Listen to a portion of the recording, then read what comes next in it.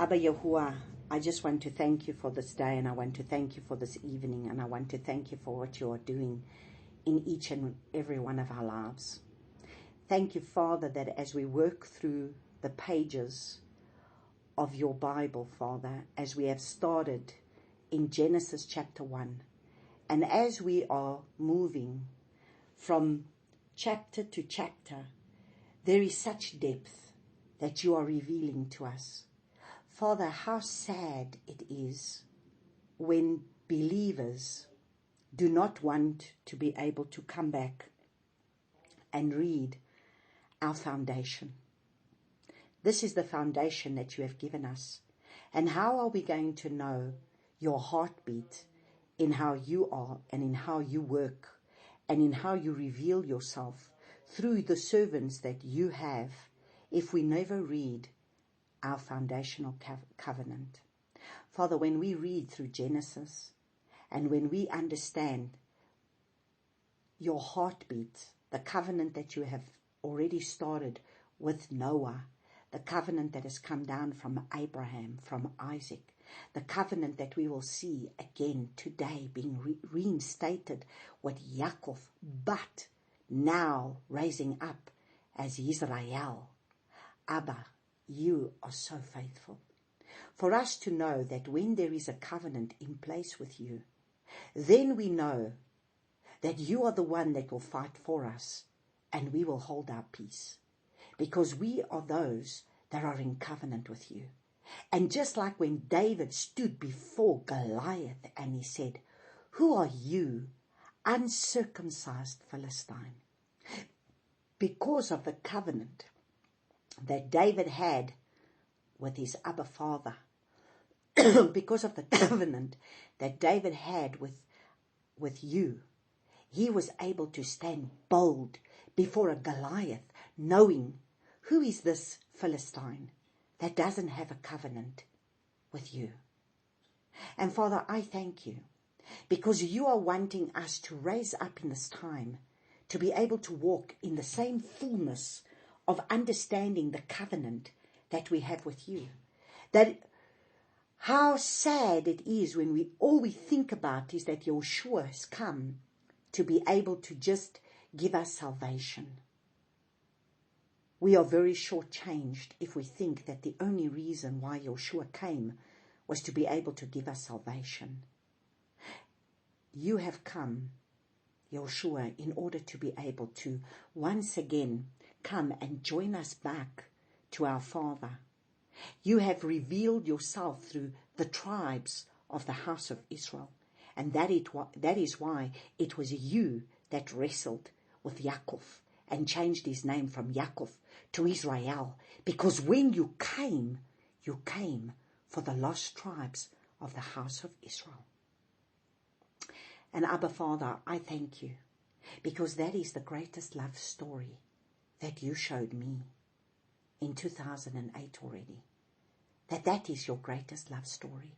You are the one that is waking up your people throughout the nations of the world, waking them up no matter where they are, in being able to bring them back to that place of where they can once again be reconciled to you and know their identity being revealed as they are part of that house, as they are, whether they are from the original branch, the original tree, or whether they are grafted in.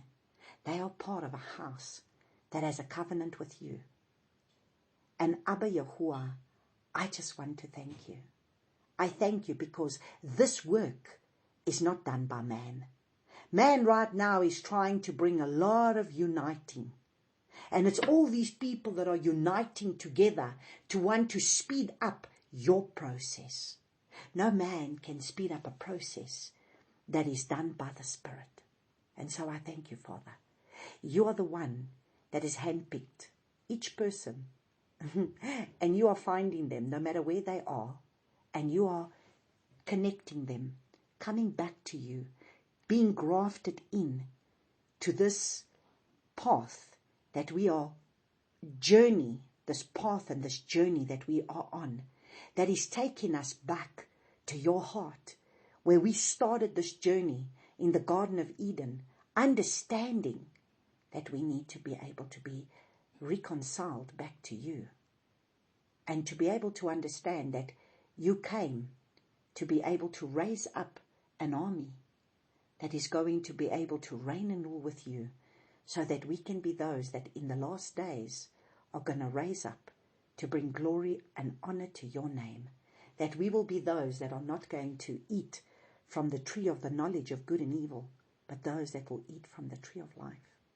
And so, Father, I just want to thank you. I thank you because the more we look through the foundational covenant that you have given us, this is our foundation. And this is where you have laid a foundation for us, so that we may be understanding your heart, your mindset, how you go about doing things. And these are the examples that we need in order for us to be able to follow step by step in seeing how do you relate to your people. Nothing has changed with us today.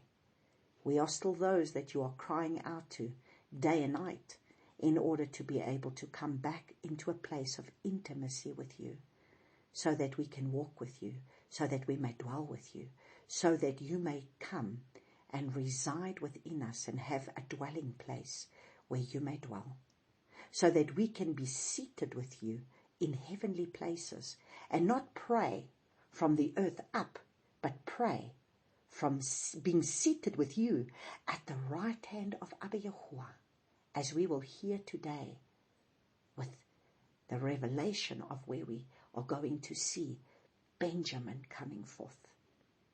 And I thank you, Father.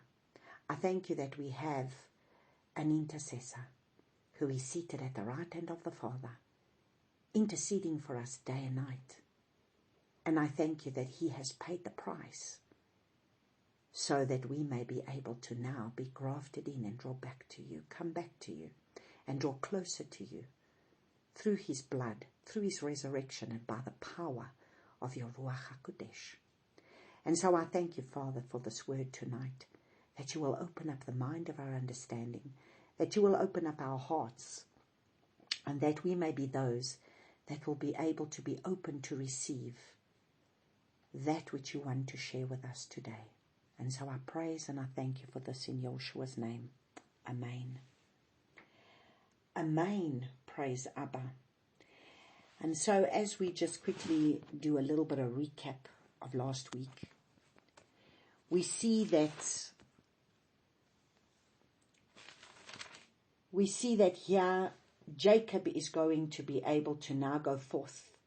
And Jacob is going to have to come face to face with his brother. He's going to have to understand that after everything that he's done, he's wrestled, and now he raises up as being no longer Yaakov, but he's Israel. One who's wrestled, one who's overcome, and one who is now going to be able to come face to face with his brother, Esau. And so we see a beautiful story of reconciliation, but we also see a beautiful story of humility, and we also see a beautiful story of when Father answers a prayer. Because at the end of the day, if we do not come to that place of where we wrestle and overcome, then how are we going to stand before our enemy? Because at the end of the day, we cannot stand before our enemies in our own strength. And so we see Jacob now comes, and as in chapter 33 verses 3 it says, and he himself passed over before them and bowed himself to the ground 7 times until he came near to his brother. And so you see a picture here of Yaakov humbling himself before his brother, taking a low place, understanding that he's coming in humility, in understanding that he acknowledges his fault, and where he was this deceiver, the supplanter that has come to be able to steal his brother's inheritance, he comes in humility, 7 as being a perfect number to be able to bow before him, to show humility. And Esau ran to meet him and embraced him and fell on his neck and kissed him, and they wept. What a beautiful story of reconciliation. I mean, you've got to understand, this Jacob is been fearing because he knows, he has heard, his men have told him, Esau is on his way with 400 men. What was Jacob going to do? What was he going to do? Stand before his brother with his children, with his 11 children plus his daughter, 12, and now he's going to stand before them? He doesn't have an army of 400 men. He's got a few shepherds that are busy working for him. But what is he going to do? Try and fight this army? You see, the army that we can stand before is always going to be greater than who we are. But remember, who is the one who stands by your side? Who is the one that is seated at the right hand of the Father, that is making intercession for you day and night, that is going to fight your battle for you no matter what? You see, when you understand that by yourself you are the minority, but when you've wrestled with the angel of Yahuwah, who is Yeshua himself, then who did you have that is standing by your side? Who is the one who's going to fight for you and you will hold your peace? See, because of this divine encounter, because of this divine encounter of them coming face to face, because of the place of where Jacob came to, of the understanding that unless this man bless him, he is not going to be able to stand before his brother. So, you see a picture of an answered prayer. What did Esau see? His heart has been softened. See, this is what we must remember. The heart of the Pharaoh, the heart of your enemy, is in the hands of the Father. And who is the only one that can change the heart? We cannot change the hearts of people. We cannot change the hearts of anybody. The only thing that we can do is humble ourselves before the Father, humble ourselves under the mighty hand of the Father, understanding exactly what Jacob did in the beginning, just humbled himself before the Father, knowing that there was nothing that he could do in order to be able to face his brother. And now you see this beautiful picture of reconciliation, this beautiful picture of brothers, a brother that wanted to kill the other brother because of what has happened, because he has stolen his inheritance, and he vowed that he was going to be able to kill him. But because there's been an intervention from on high, and you see, in our lives, many times there can be some of you listening to this today that need an intervention from on high. Because if you do not get an intervention from on high, there is no light at the end of the tunnel. And you can only see fear, and you see death, and you see destruction. But you must understand that Father will take you through the fire and take you through the test in order for you to be able to be purified and refined. Because when you come out on the other side, you need to have had a name change. You need to have had an identity change, because He wants to change your makeup. He doesn't want you to be the person that you were before. And so that's what these trials and these tests do for us. These trials and these tests are able to come and change our story, to make it His story. So you see, it becomes His story because it's about His story. It's about what He is going to do for you, and then you are able to give Him glory. And so this is what we see having happened here. And so then it doesn't just stop there, because Jacob realizes what he has taken from his brother. And so he wants to give back to his brother. And he has enough. He says, I have what I need. I have enough of what I need. So he gives his brother, he gives him of his riches, and he blesses his brother. Yet his brother says, I do not need it, my brother. So yet we see, here is Esau that is also raised up to become a mighty man. he's also raised up to be able to become great in wealth.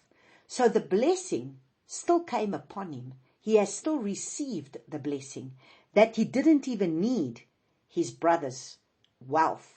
He didn't need it. He says, I don't need it, my brother. But you see, Jacob didn't want there to come at a later stage to say, no, you know what, you owed me. So Jacob made sure that he paid. He paid and he gave his brother willingly. And he said, yeah, my brother, take it from me. And so we see this beautiful story of reconciliation that takes place. And then from there, we read last week in Genesis chapter 34, where all of a sudden they come into this place of Shechem. And this is where we see another story, very sad story, a story of Dinah, the only daughter of Yaakov, and how she goes into this town of Shechem, and how Hamor, the Hivite, the prince of the land, saw her and took her and lay with her and humbled her. And Dinah comes, and now she's been violated, she's been raped, she's had her innocence being taken from her as they come into this place of Shechem. And so we can look at this many things over here, because at the end of the day, was Yaakov also not supposed to have gone with his brother, because his brother still said, let me send some men ahead. And he says, no, you go your way, I'm going to go my way. So was he really supposed to have gone to Shechem? You see, at the end of the day, he's on his own journey, he's on his own path. He doesn't want to have his brother's men go with him. But we have to ask, was he really in the Father's will? Because he comes into the Shechem, and the very thing that happens there is that Dinah now has been raped. But yet the young man that has raped her, this prince, Hamor, he comes and, he's the king of Shechem, and he comes and he says, Hamor spoke with them saying, my son Shechem's being longs for your daughter. So the area is called Shechem, and the son that has violated her is Shechem. And now he says, and he comes and he says, please, give her to him for a wife, and intermarry with us, give us your daughters, and take our daughters for yourselves. But we must understand that we know that Jacob would know that he himself was not allowed, because remember, Rebekah gave him strict instruction that he was not to be able to marry any of the women from the land of Canaan, because he had to go back to his uncle in order to be able to go and get a wife for himself there. Because what did Esau do? Esau took the Hivites and he married those women. And this is why Rebekah was very, very grieved in her spirit by what he had done. And so already here, Jacob should have turned around and said, look, this is not something that we are able to do. But you know what? We see a scheme that happens over here. And what happens? All of a sudden, we see Simeon and we see Levi who come up with a plan. And so what do they say? They say in verse 14, and they said to them, we are not able to do this matter, to give our sister to one who is uncircumcised, for that would be a reproach to us. Only on this account would we agree to you, if you become as we are, to have every male of you circumcised. So now all of a sudden, circumcision was the sign of the covenant. And now they are bartering with the sign of the covenant. So now they are saying to these people, well, you know what? You can just be circumcised and then we can be one with you. Is that really what the circumcision was about? Was the circumcision really supposed to be about the fact that we just circumcise, and if we circumcise, then it's fine, you can be one with us? Circumcision was everything about a covenant. Circumcision was everything about coming into covenant with Abba Yahuwah. That's why Abba Yahuwah said, now I want you to circumcise yourself, Abraham, and you are to circumcise every male in your camp, because this is the sign between me and you, that you are in covenant with me, that you will follow my ways, that you are my people, that you are set apart unto me, that I will be your allure and you will be my children. So circumcision had everything to do with the sign of the covenant. And so you see, the covenant sign is very important, and now it's being bartered for just the sake of saying, well, don't worry about it. You know what? If you just go in and circumcise yourselves, and then we will give our sister to you, and we will take your woman, and we will, we can all become one big happy family. Now already this would not have been possible, because let us understand, circumcision was not something for bartering. Circumcision was a set-apart act that was done by the Father for set-apartness unto him, to be able to be in covenant with him. So we see a scheme is taking place over here. A scheme. And all along, what is Yaakov doing? Is Yaakov intervening? Is he saying to his children, this is not the right thing. What are you doing? You cannot do this. Nowhere do we see Jacob being able to discipline his children. Nowhere do we see Jacob taking his place and becoming a father in having to discipline his children in the right way. And so straight after this, what happens? What happens with this in the meantime? What lands up happening is the fact that now, because of this, it was a scheme. On the third day after the men had been circumcised, in verse 25, and it came to be on the third day when they were in pain, and two of the sons of Yaakov, Shimon and Levi, Dinah's brothers, each took his sword and came boldly upon the city and killed all the males. Now they've killed them. Now there's blood on their hands. They've gone and killed them all. At the end of the day, they are taking revenge on what these people did to their sister. And now, only after this, in verses 30, Yaakov said to Shimon and Levi, you have troubled me by making me a stench among the inhabitants of the land, among the Canaanites and the Perizzites, and I am few in number. They shall gather themselves against me and shall strike me, and I shall be destroyed, and my household and I. But they said, should he treat our sister like a whore?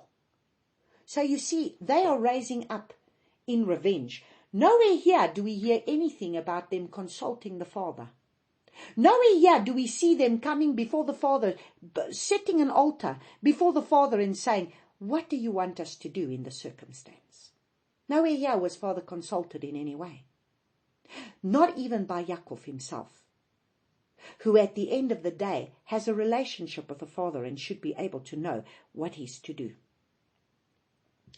And so tonight we pick up the story in chapter 35 as we continue to read our story. And Elua said to Yaakov, arise, go up to Beit El, and dwell there, and make a slaughter place there to El, who appeared to you when you fled from the face of Esau your brother. So remember, Beit El was this very important place. This was the place that we read in chapter 28 that had everything to do with that ladder, where Abba Yahuwah revealed himself to Jacob at Beit El. Remember, Beit El meant place. It's a house of Yah. It's the dwelling place. It means habitation. And Yaakov said to his household and to all who were with him, put away the foreign mighty ones that are among you, and cleanse yourselves, and change your garments. Now, when I read that, I thought to myself, what do you mean put away your mighty ones? Which mighty ones? Where would they have had these mighty ones now? Put away your mighty ones. Put away your little gods. Put away your little idols that you have. But then I thought about it and I thought, wow, didn't Rachel bring the mighty ones with her? Didn't Rachel bring those mighty ones at some stage? I'm sure Rachel must have brought them out. And how do we know if Rachel hadn't introduced those mighty ones to the rest of them? But now Yaakov is standing before them, and now he's come to Beit El. This is the place where he had an encounter with the Father. This is the place of where Father had a divine appointment with him. This is the place of where he was taken to heaven. He saw the ladder up and down. This is the very place where he was standing, and he was being able to see this ladder up and down, that there was going to be a reconciliation. This man, Jacob, was going to have an open heaven. He was going to be able to have this open heaven from his tribes. There was going to be this open heaven. There was going to be a reconciliation between him and the Father, with the tribes that was going to come from him, with the children that was going to come from him, from his seed. There was going to be a reconciliation that was going to take place because this happened at a place, Luz, which was the almond tree, which is fruitfulness, which has everything to do with the first fruits. So from him was going to come forth the first fruits offerings, that with the first fruits that was going to make up the house of Israel. And from there was going to be a people that were going to be set apart to the Father, that was going to continue in this covenant to become his covenant-keeping people.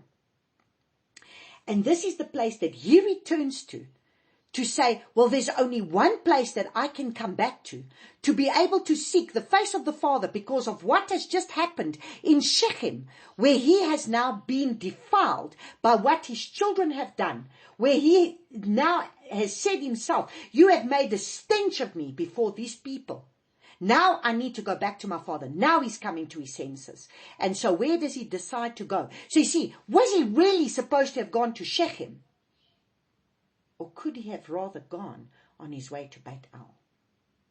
Gone to Beit El. He's just coming back into the land. Why not go to the place that he was supposed to have gone to, which is the place where Father met with him, and from there get instructions from the Father of what he needed to do and where he needed to go. So now he comes to his senses, and now he's going to go back to the place of where he had the encounter. Remember, he came out of his father's house on his way to,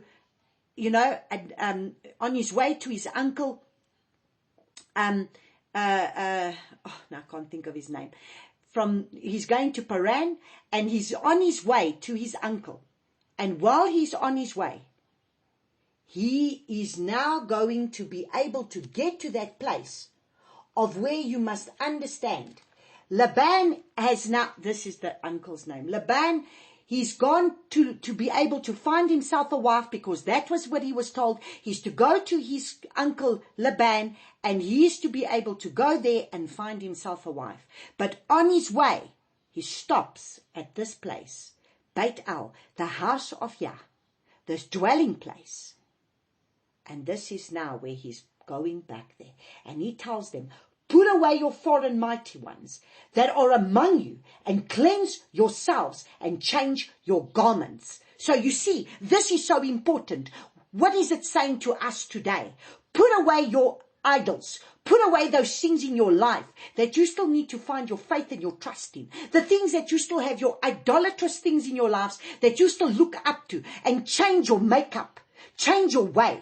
Change the people that you are. Change your dress code. Change the person that you are. Because at the end of the day, you are going to have to stand before a living El. You are now becoming this people. You are going to become this tribe that's going to have to represent Abba Yahuwah before the nations of the world. Now, is that really what happens when we become believers? When we become believers, do we really change our ways? Or if you were to look at yourself today, do you still look like the world, sound like the world, behave like the world, look everything like the world? But yet, you are to be a people that is supposed to be set apart, that the nations are to look to see that you are different.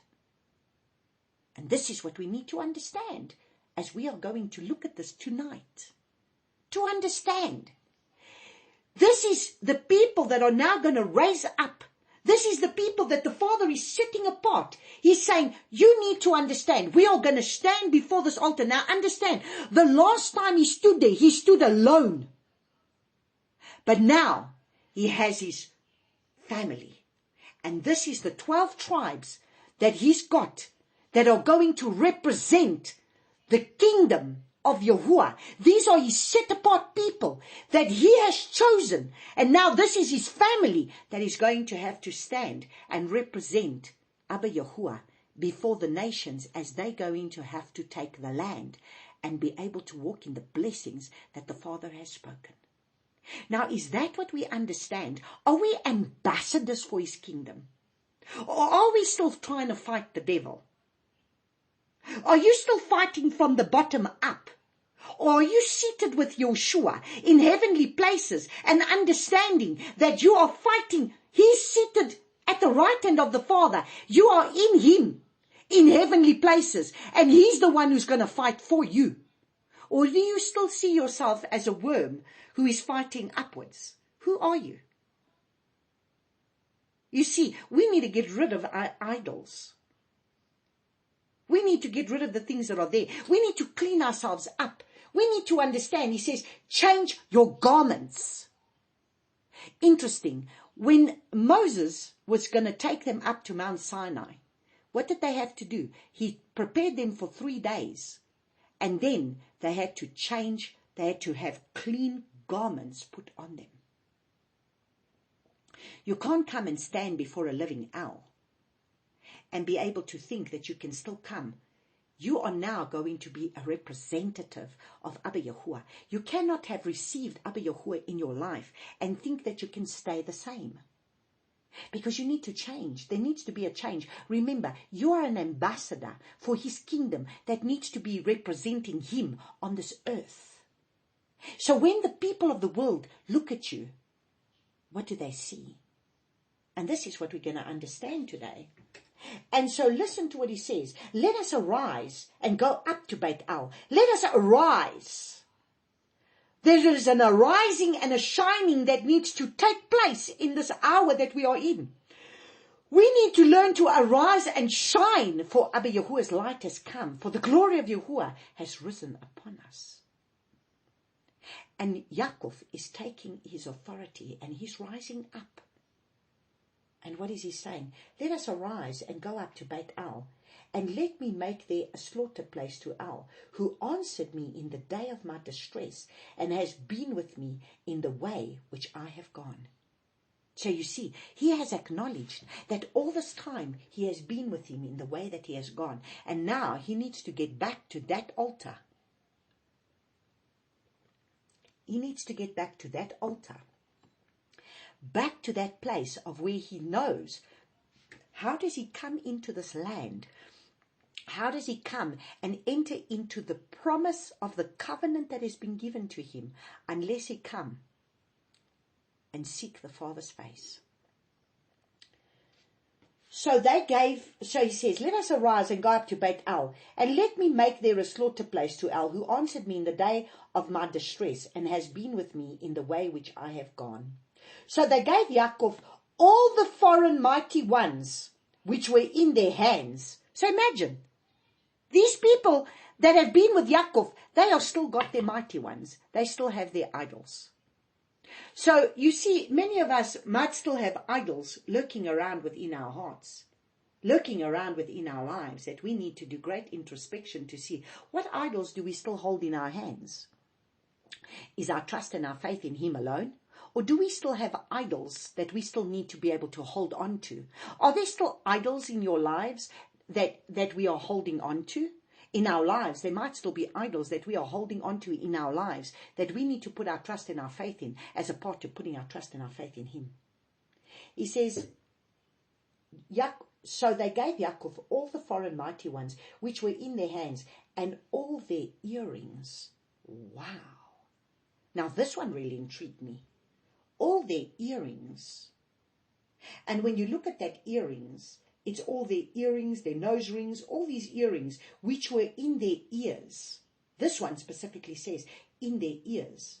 But if you look at that word, it tells you earrings that was also nose rings. But all their earrings that were in their ears. Now, you know, when I looked at this, it was like a case of where they are about to present themselves before the altar of Yahuwah. Could this earrings have been an obstruction? Understand, could it be that these earrings were seen as part of pagan worship? Was these earrings part of pagan worship? Remove that which is an obstruction in your ear that's maybe going to stand in the way of where you need to hear him. So remove the obstruction that is maybe standing in your way. Maybe this thing is an obstruction. It's standing in the way of you being able to hear. Maybe that is why the Father keeps saying they have eyes, they cannot see, they have ears, but they cannot hear. And so you need to stand before the Father and say, could this be an obstruction between me and you? Because at the end of the day, why the earrings? Because the earrings were seen as part of the pagan worship, which was in their ears, and Yaakov hid them under the terebinth tree, which was near Shechem. Now you see that terebinth tree also means the oak tree, a strong tree. So he went and dug them underneath of there to get rid of everything that was going to be idolatrous, that was going to stand in their way. And they departed. And now listen to this.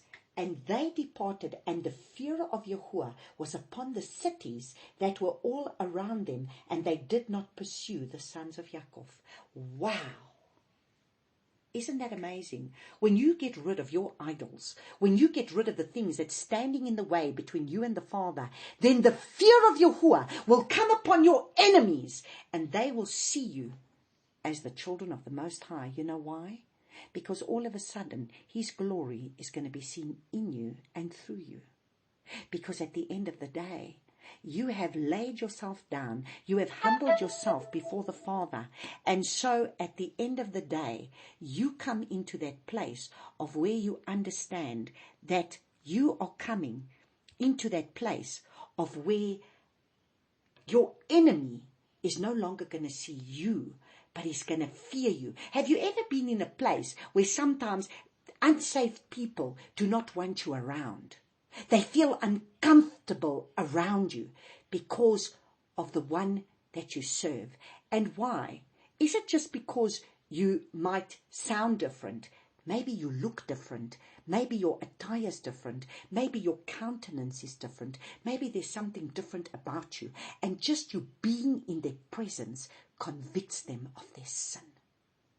Because you are supposed to be carrying the fire of Almighty Yah, that when you stand around them, they cannot feel comfortable around you.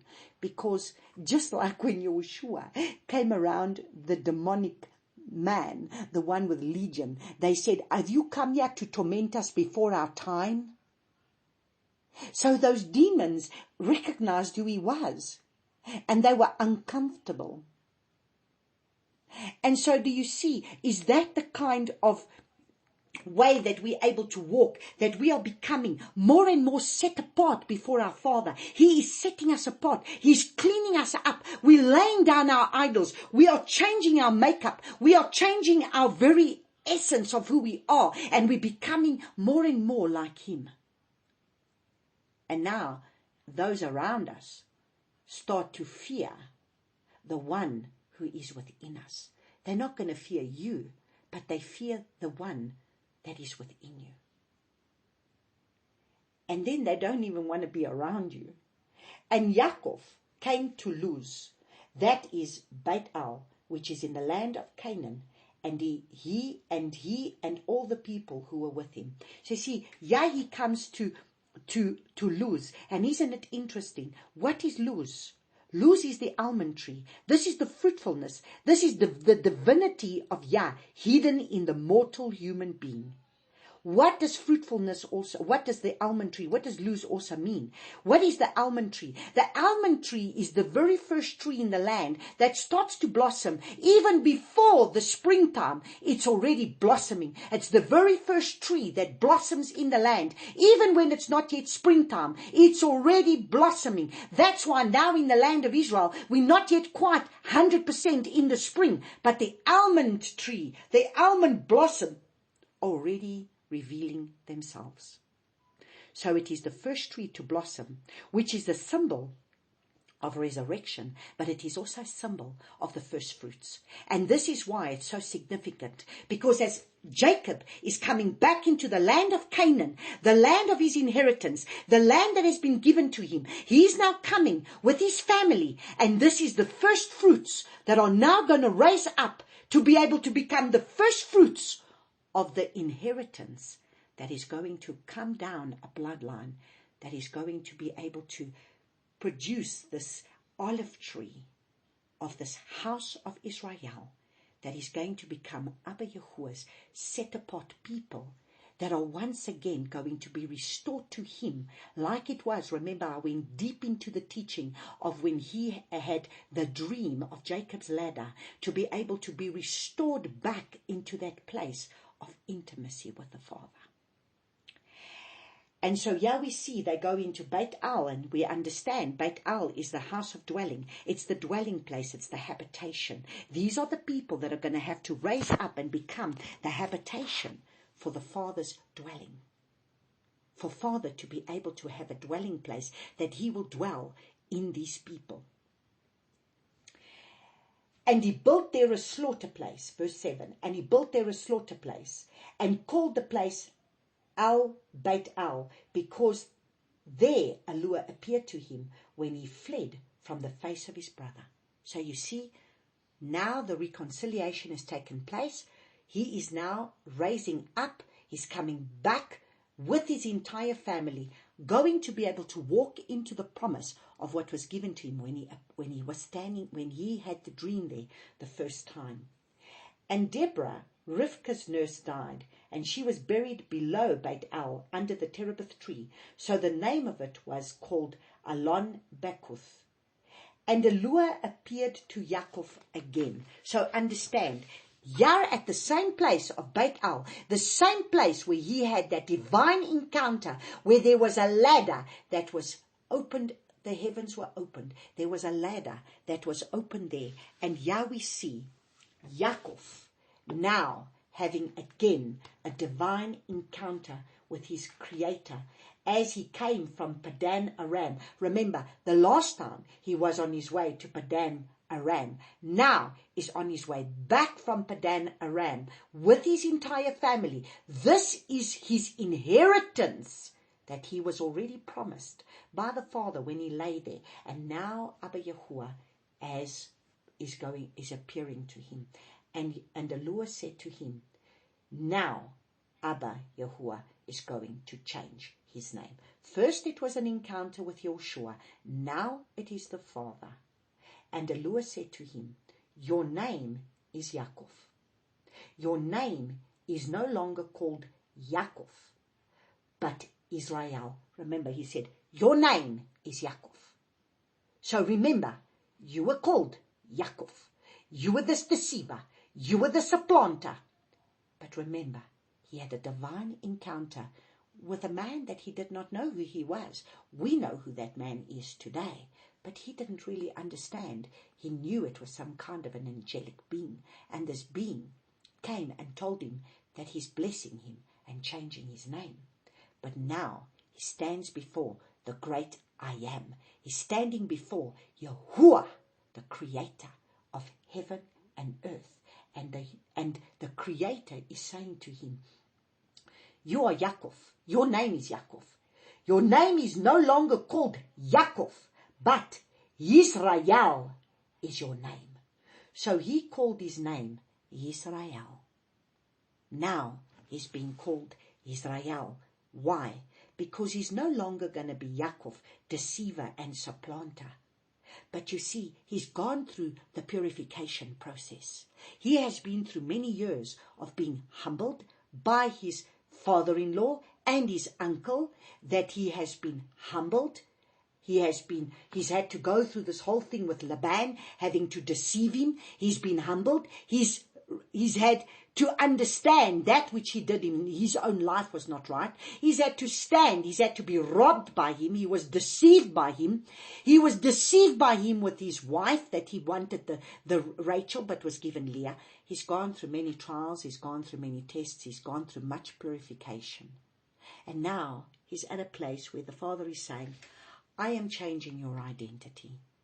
you are no longer going to be known as Yaakov, because you have been tested, you have been tried, and you have proved faithful. Just like he did the testing and the trial that had to happen with Abraham when he had to sacrifice Isaac. Here is Jacob. He's come a long journey now. He's gone through many things. From a young man who ran away, he's gone through a long journey. And now he's come to a place of where he has been humbled, of where he's had to be able to humble himself, of where he's been broken, of where he's had to understand that Abba Yahuwah is the one who can bless him, no one else. And he's cried out to him for help many a time. And so his name is changed to Israel. That means to strive with El, to overcome with El, to rule with El. Here we see Abba is once again confirming his covenant with Yaakov. And what does he say? And the Lord said to him, I am El Shaddai. Once again, every time he appeared, from the time when he appeared to Abraham, he appeared El Shaddai. He appeared to Isaac, he appeared El Shaddai. He appeared to Yaakov, he appears El Shaddai. I am the all-sufficient one. I am the Almighty El, creator of the universe. I am El Shaddai, your all-sufficient one, and I am the Almighty. Be fruitful and increase. A nation and a company of nations shall be from you, and sovereigns come from your body. And the land which I gave Abraham and Yitzhak I give to you, and to your seed after you I give this land. And so Yari is with his seed, and as he is with his seed, what is being given to him? The promise that was given to his grandfather Abraham, to his father Isaac, and now for him, as he's got his inheritance, his seed that's come from his loins, that he's standing with his wives and with his seed. And Yah, the Father, is confirming the covenant that was given to him. You see, the covenant that's coming from your loins. Why? Why was the circumcision? Because understand the circumcision. The seed that is going to come from there is not a seed that is the same as the seed that's coming from uncircumcised Philistines, uncircumcised, all the ites in the land. They are not set apart unto the Father. But the covenant of circumcision was when that comes, when the seed that's going to come from your loins, that seed is going to be set apart unto me. It's going to be a seed that's going to have to be circumcised. That's going to be my seed, because they are going to represent me on the earth. So this covenant is a covenant that is not just a covenant that we're just going to be able to take a foreskin and remove a foreskin. It's for you to understand that the seed that comes, the way you remove the foreskin, I remove the hindrance that is standing between me and you, and your seed that will come forth from your loins is going to have a foreskin removed, because I am going to open up that way for you to be able to be my set apart people, to come into covenant with me. So understand, it is a covenant that comes from the seed that is going to come from the loins that came out of Abraham, out of Isaac, out of Jacob. It's not just a thing that you can go barter with. It is because from that seed there will be a people that will be once again set apart unto me. And that foreskin that is covering it, I'm removing the covering, and I will be your covering now. Very important for us to understand covenant. Father doesn't take covenant very lightly. Father takes covenant very seriously. And the Lord went up from him in the place where he had spoken with him. And Yaakov set up a standing column in the place where he had spoken with him, a monument of stone, and he poured a drink offering on it and poured oil on it. Wow! Isn't it amazing? We haven't even got to the place of when we're finally going to be able to start walking to understand when Moses is going to be able to set up a tabernacle, when he's going to have an altar, and at this altar he's going to bring drink offerings, he's going to be able to pour oil on it. But already the Father has already taught them that when there is a place being set apart, it is a place that's going to be able to have a drink offering unto the Father and pour oil on it to set it apart unto the Father. So you see, many times we think that, everything that was given to Moses was like, this was now the covenant of Moses. That had nothing to do with the covenant of Moses. It was the covenant of the Father. And these things, look and see, what was the very first thing that the Father was getting Adam and Eve to do? To be able to set up an altar to sacrifice unto the Father. An animal was killed and skins were put on them. Remember? The animal skins that was put on them to be able to cover them.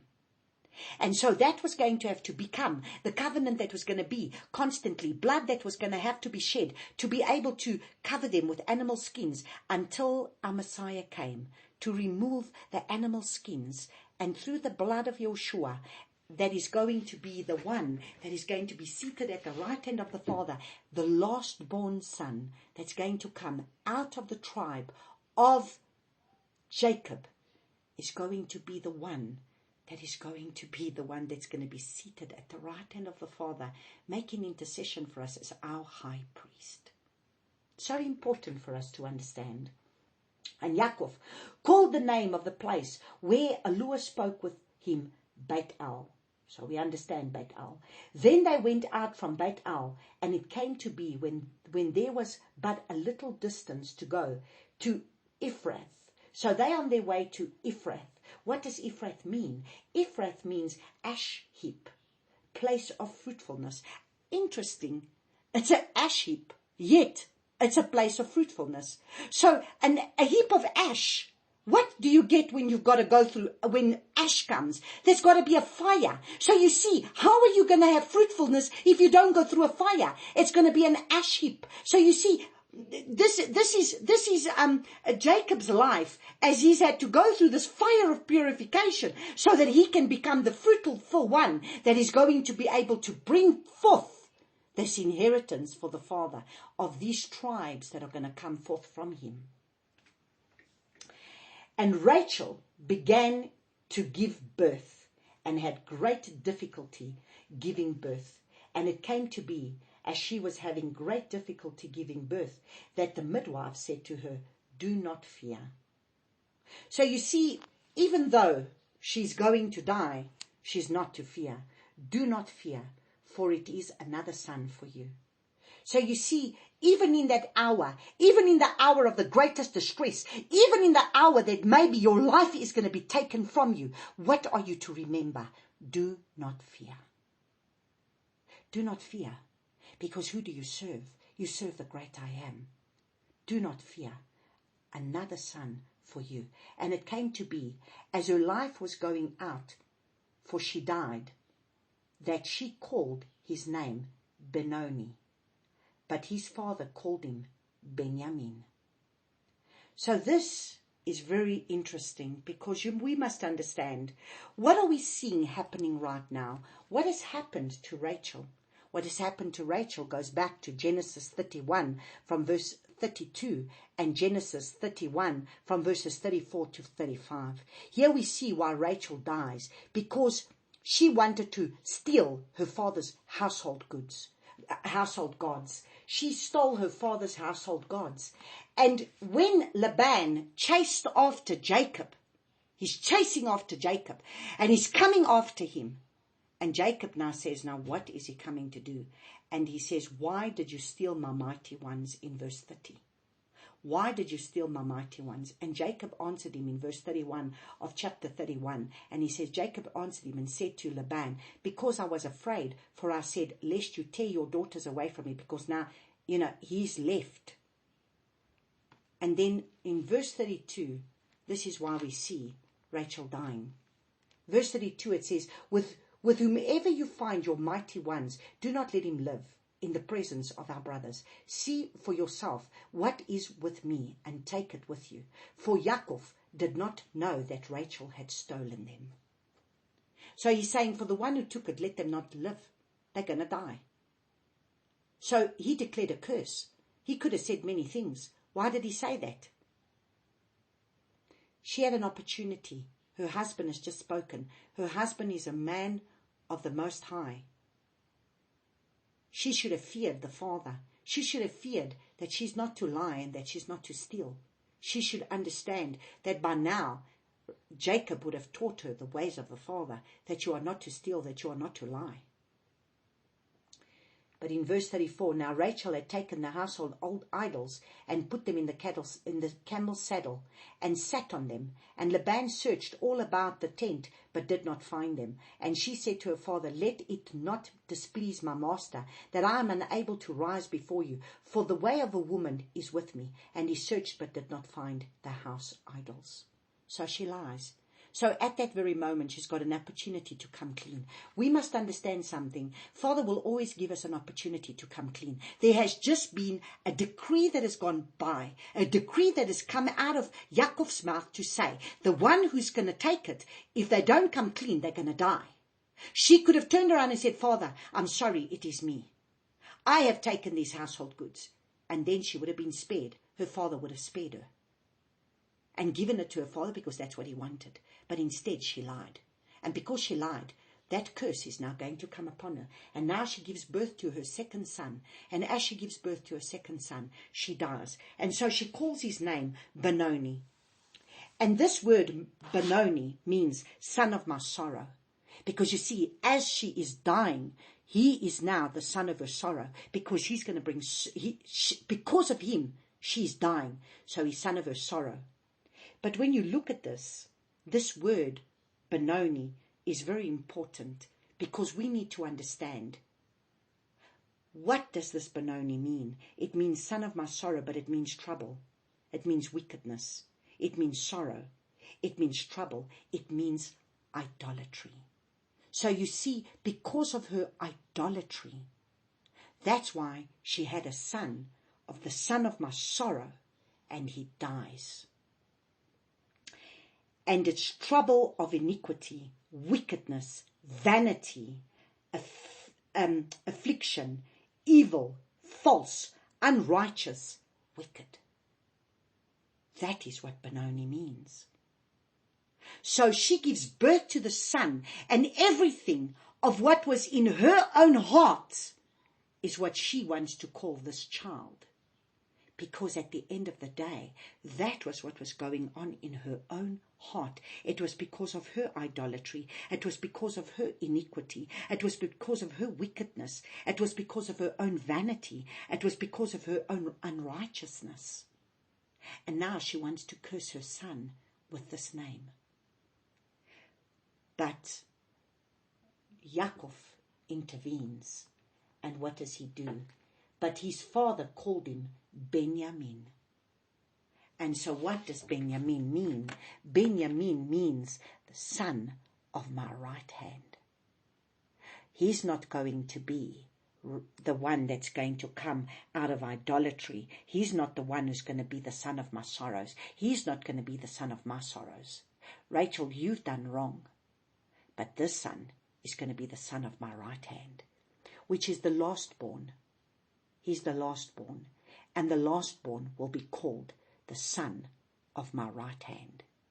And so when we look now, as we go and we look and we see, and Rachel died and was buried on the way to Ephrath. So you see, she doesn't make it to Ephrath. She doesn't make it to the fruitful land. She doesn't make it to fruitfulness. She doesn't make it to that place. She's not even going to make it to be buried in Hebron with her forefathers.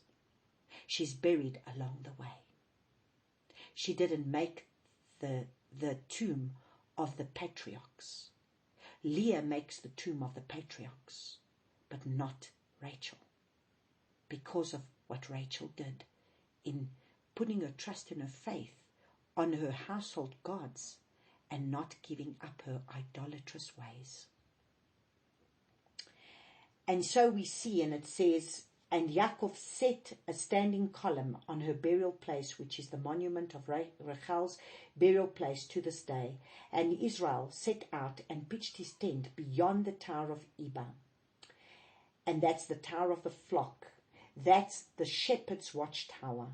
And it came to be when Israel dwelt in the land that Reuben, now look how evil, now his firstborn son, Reuben, firstborn, went and lay with Bilhah, his father's concubine, and Israel heard about it. Now the sons of Yaakov were 12. And this is why in the end, because of what he does, Reuben is going to lose the inheritance of the firstborn son, and it's going to be given to who? It will be given to the promised that is going to be given to Yehudah. From the tribe of Yehudah is going to come the blessing, because at the end of the day, Reuben goes and sleeps with his father's concubine, and again, the firstborn falls. So what did we see? Right in the beginning, Adam, being father's firstborn son, falls. What happens? Cain and Abel. Cain, being the firstborn son, falls. Again, Reuben, being the firstborn son, falls. Again, what happens? Esau and Jacob. Esau, being the firstborn son, falls. And now the lastborn. So you see, Reuben, Yaakov's firstborn, Simeon, Levi, Yehudah, Issachar, Zebulun. The sons of Rachel were Yosef, Benjamin, and the sons of Bilhah, Rachel's female servant, were Dan and Naphtali. And the sons of Zilpah, Leah's female servants, was Gad and Asher. These were the sons of Yaakov who were born to him in Padan Aram. And Yaakov came to his father's Yitzhak. But understand, where was Benjamin born? Benjamin was not born in the land of Adam Paran. He was born on Padan Aram. He was born already in the land of Canaan. The lastborn, the one seated at the right hand of the Father, the one who's going to bring deliverance for us, the one who's going to be Yeshua, who brings the deliverance, the lastborn. The lastborn is not born in Padan Aram. The lastborn is born already in the land of Canaan. And it says, and Yaakov came to his father's Yitzhak and Memre and Kiriath Arba, and that is Hebron, where Abraham and Yitzhak had dwelt. And the days of Yitzhak were 180 years, and Yitzhak breathed his last and died, and was gathered to his people, aged and satisfied of days, and his sons Esau and Yaakov buried him. Now, I want to be able to read those 12 sons, to be able for you to once again be aware of their names and to understand our Messiah coming for the lost tribes of the house of Israel, for us to understand that he is identified in each one of these tribes, because when he came, he said, I came for the lost tribes of the house of Israel. He came to gather the lost tribes. So, Reuben, what does Reuben mean? Reuben means, behold, a son. Shimon, heard, to hear, to listen, to obey. To Shema, listen and obey. Levi, joined to. Yehudah, praised, shoot. He's the one that's praised. He's the shoot. He's the root of Jesse. He's the shoot that's going to come forth. Dan, a judge, to judge, contend, plead. Naphtali, wrestling, to wrestle. Gad, troop, to invade, attack. Asher, happy, to pronounce happy. Call blessed, to be blessed, to be made happy. Issachar, there is recompense from the root. He will bring reward, to lift up, to bear, to support, to sustain. Zebulun, exalted, habitation, also means to exalt, to dwell, to reside, dwell with. Yosef, Yahuwah has added, to add, to increase, to join to be added to. Benjamin, son of my right hand.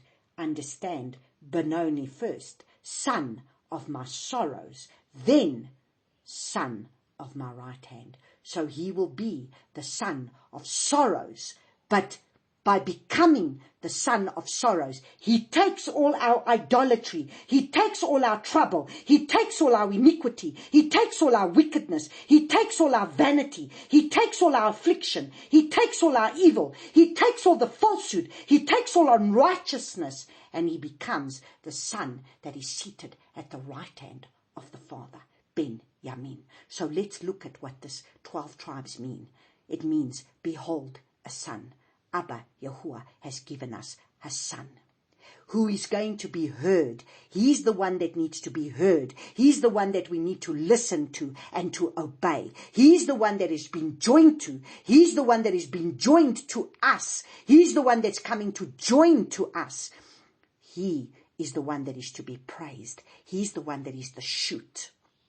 He's the shoot. He's the root of Jesse. He's the one that is to be praised. He is the judge. He's the one who's come to judge. He's the one who's going to contend. He's the one who pleads on our behalf. He's the one who is the righteous judge. He's the one who will help us in our place of wrestling and where we have to wrestle. He wrestled the enemy. He died and resurrected, fought the enemy, went down to Hades, brought the keys, and brought us the keys where death no longer has a hold over us. Gad, troop. He's the one who has the troop. He's the troop. He's the one who comes to invade. He's the one who's going to attack the enemy on our behalf. He's the one who comes to be able to be called blessed. He's the one who is happy. He's the one who pronounces to be happy. He's the one called blessed. He's the one to be blessed. He's the one who makes happy. He's the one who is the recompense. He is the one who brings from the root. He's the one who will bring reward. He's the one who lifts up. He's the one who comes to bear. He's the one who supports. And he's the one who sustains. He brings the recompense. He's the one to be exalted. He's the one that brings the habitation. He's also the one that is to be exalted. He's the one that we are to dwell with. He's the one that comes to reside with us. He's the one who dwells with us. He's the one who adds us, to add, to increase, to join us back to the Father. He was joined to us, and now he comes to join us to the Father, to increase and to join and to add and to be added, so that we can be added back to the Father, because he is the Son of the Father's right hand. He's the one who was the son of the sorrows, so he's paid for all of our trouble, wickedness, sorrow, idolatry, iniquity, wickedness, vanity, affliction, evil, falsehood, unrighteousness, wickedness. He's the one who's paid it all, and he's the one who's now seated at the right hand of the Father, making intercession on our behalf. Amen. Thank you, Abba. Thank you, Abba Yahuwah. We couldn't ask for more than what you have done.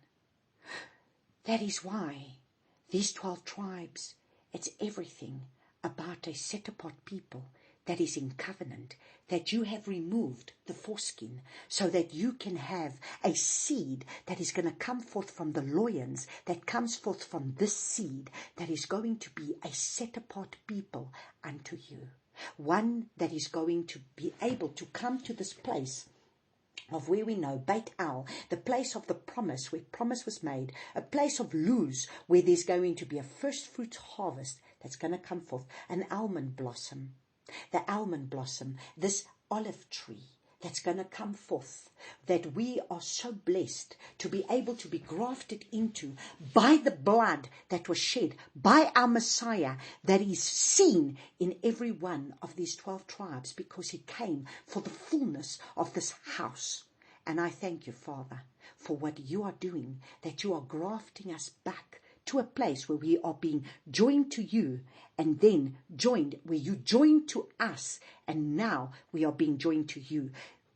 That Levi was the one that was to be able to intercede, to join the Father and us. And so you come now as our high priest to join us back to the Father, so that you can make intercession on our behalf. And you have already paid the price, so that we do not have to be son of sorrow.